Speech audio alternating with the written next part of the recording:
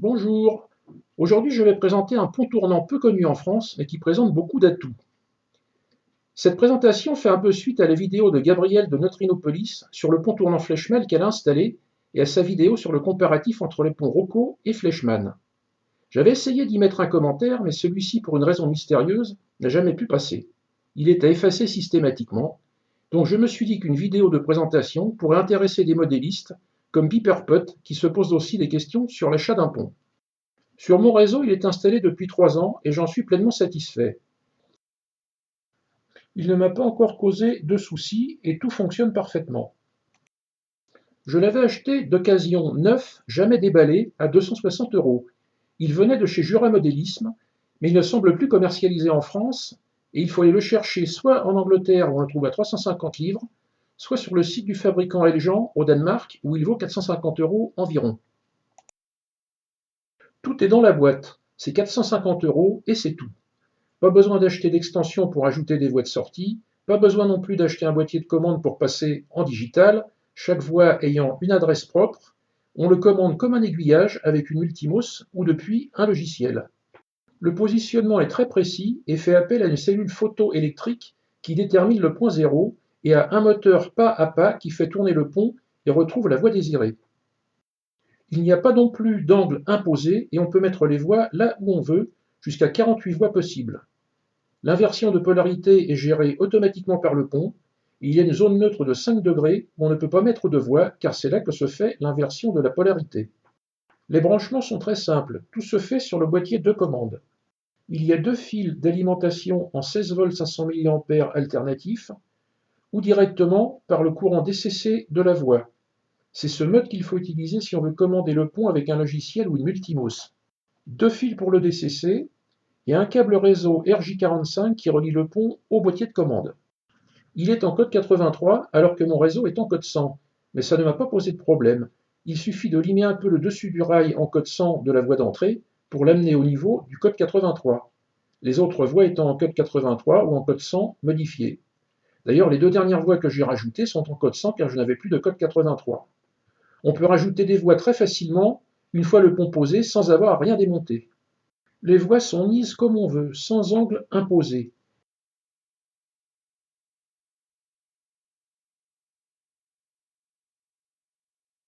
Il suffit d'enlever les deux dernières traverses et la voie vient juste en affleurement sur le bord du pont. Pas besoin de pièces supplémentaires. Le bout des rails doivent être légèrement biseautés sur les deux derniers millimètres pour que le passage soit fluide, et il faut ménager un espace de 1 bon millimètre entre le rail de la voie et celui du pont. Quelques photos.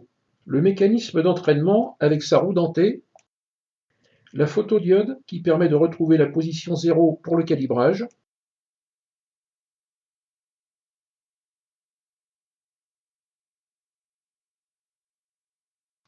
la diode infrarouge dans le socle du pont,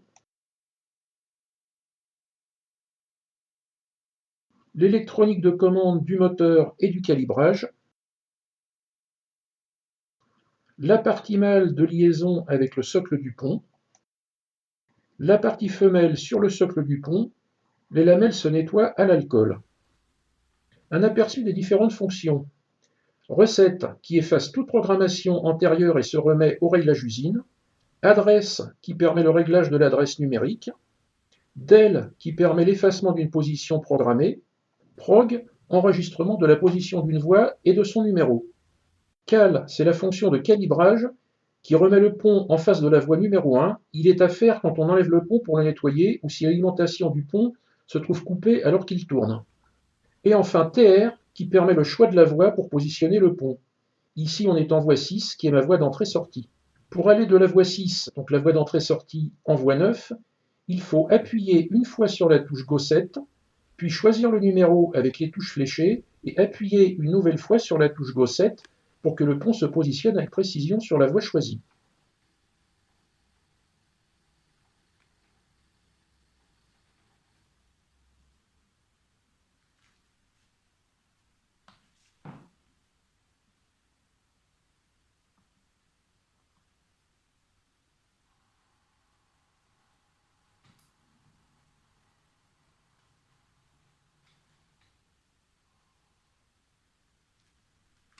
Pour ressortir, on revient en voie 6 de la même manière.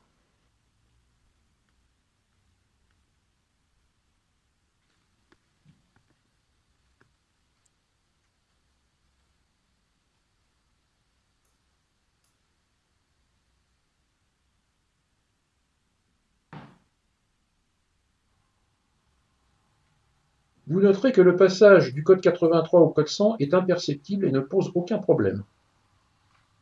Si on appuie 2 fois de suite sur Go 7, le pont fait un tour de 180 degrés et on peut retourner la machine qui est dessus. Le pont s'enlève très facilement. Je n'ai pas fixé cette pièce à la colle car elle tient normalement juste posée. La remise en place est simple. On le positionne n'importe où, il n'y a pas d'encliquage, il est juste posé. Ensuite, il faut faire un calibrage pour que le pont sache où est la voie numéro 1. On affiche Cal, on valide par 2 appuis sur Go 7 et le pont se met automatiquement en position 1.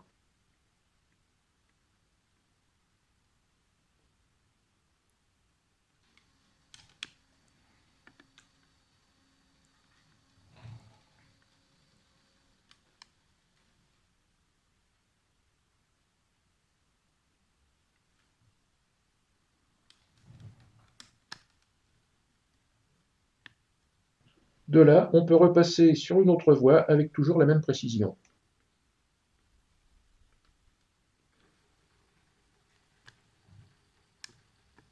Le pont choisit automatiquement le sens de déplacement le plus court.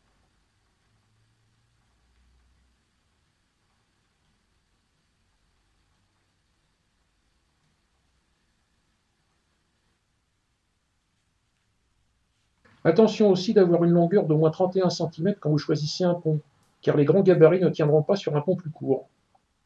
Pour finir, je vous ai mis la vidéo officielle de présentation de Eljan, avec une traduction en français. À noter que toute la documentation est aussi en anglais, mais je vous ai mis un lien vers un PDF qui contient tous les documents que j'avais réunis, ainsi qu'une traduction en français.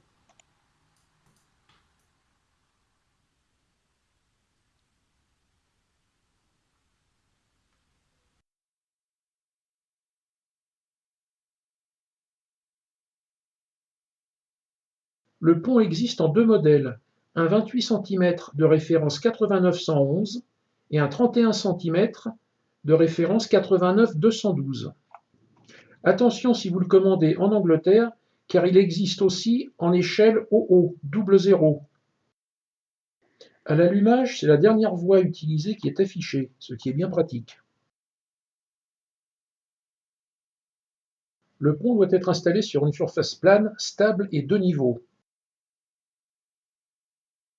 Jusqu'à 48 voies peuvent être positionnées en dehors de la No Track Area, c'est-à-dire de la zone où on ne peut pas mettre de voie, car c'est la zone où se fait l'inversion de polarité.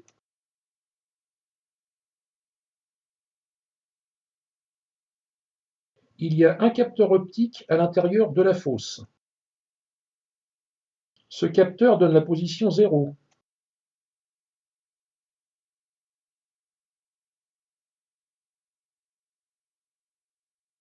Il faut enlever une à deux traverses sur la fin de la voie pour que les rails reposent correctement sur le bord de la fosse.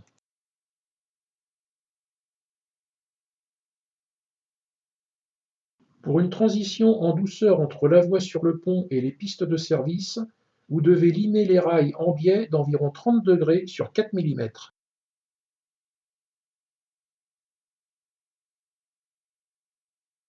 Il doit y avoir un écart entre les rails d'environ 1,5 mm.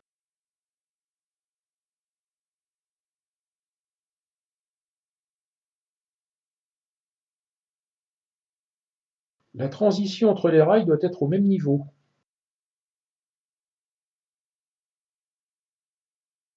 Toutes les voies de service doivent être alignées avec le pont en ligne droite. Vous pouvez utiliser une règle le long de la voie du pont comme guide. Schéma de câblage des connexions. En analogique,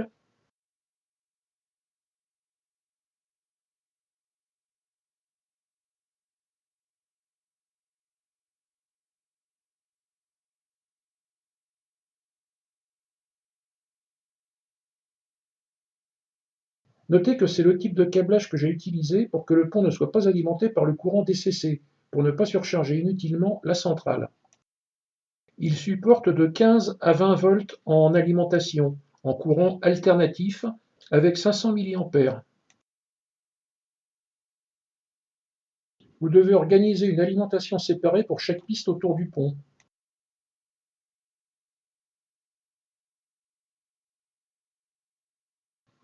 En DCC, le courant DCC sert à l'alimentation du pont et des voies. C'est obligatoire si on veut commander le pont par une multimos ou par un logiciel, car les commandes DCC sont transmises par le courant d'alimentation.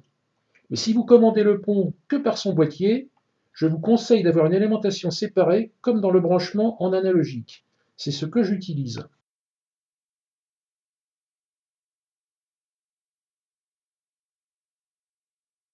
Si un court-circuit apparaît quand une loco arrive sur le pont, les fils dans les borniers à vis 1 et 2 devront être inversés. Vous remarquerez aussi que les voies de chaque côté du pont n'ont pas de polarité inversée. Les éléments de menu sur le boîtier de commande. Programmer un arrêt du pont. Supprimer un arrêt. Changer l'adresse digitale. N'est pas utilisé. À noter que sur mon pont, cet élément de menu n'existe pas. Revenir aux paramètres d'usine. Met le pont à un arrêt. Calibre la position 0. À noter que sur mon modèle, ces deux touches qui sont censées modifier la vitesse de rotation du pont sont inactives. Comment programmer le pont tournant?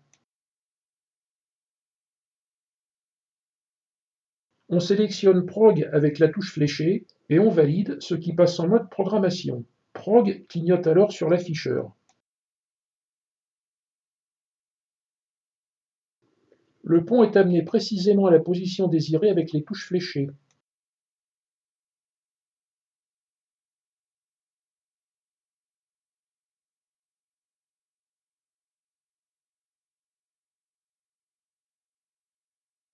Une fois la position correcte obtenue, un appui sur la touche Go7 enregistre la position et le numéro de la voie est entré avec les touches fléchées.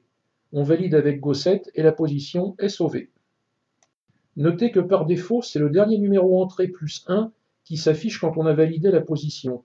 Et donc on n'aura pas besoin de choisir le numéro, sauf si on veut insérer une position entre deux déjà existantes. Amener le pont à une position programmée. On appuie sur Go7 et l'indication TR clignote à l'écran. Il suffit de choisir le numéro de la voie et de valider par Go7. L'écran clignote pendant le déplacement et se fige lorsqu'elle est atteinte. Même chose en position 2.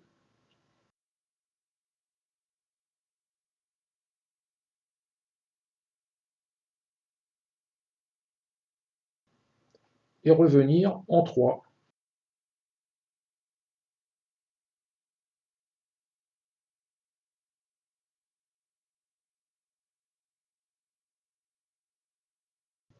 Commande en DCC.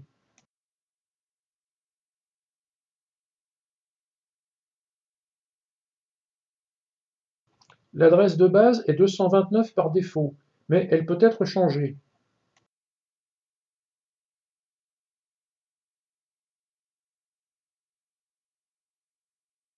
La première voie a donc l'adresse 229, la deuxième 230, la troisième 231, etc.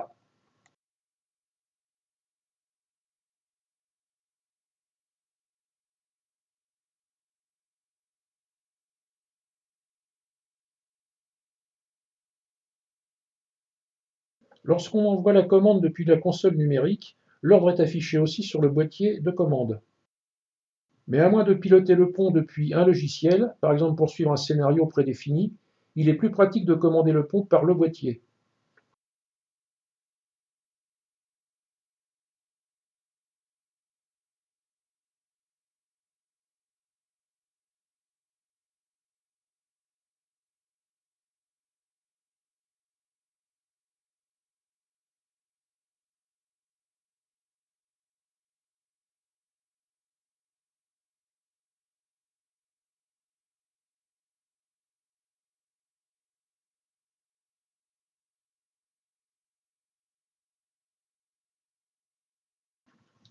Maintenance. Utilisez de l'alcool isopropylique ou son équivalent pour nettoyer les contacts sous le pont et dans la fosse s'ils sont sales.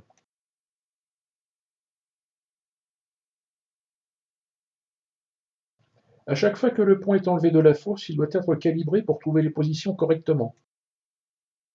Voilà, si vous en êtes arrivé là, c'est que je n'aurais pas perdu mon temps. N'hésitez pas à commenter et n'oubliez pas de liker si cette vidéo vous a intéressé et aussi de vous abonner pour ne pas louper les prochaines. À bientôt!